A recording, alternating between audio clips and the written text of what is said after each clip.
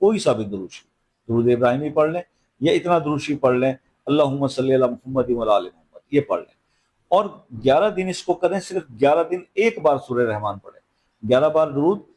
ایک بار سورہ رحمان اور پھر 11 بار درود، اور اپنے مسئلے کے لیے دعا کریں 11 دن ریگولر۔ لیکن اس میں ایک شرط ہے، وہ یہ ہے کہ زمان و مکان کی قید رکھے،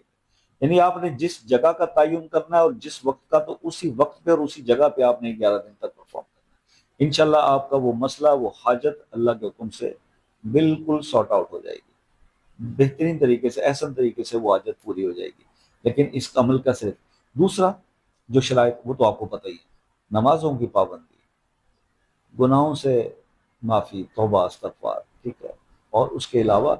اپنے ہاتھ سے، اپنے زبان سے کسی کو کوئی دکھ تکلیف نہیں پہنچنی چاہیے، حقوق العباد کا خیال کریں۔ یہ چند چیزیں آپ کرتے جائیں، آپ کی زندگی جو ہے وہ خوشحال ہوتی چلی جائے۔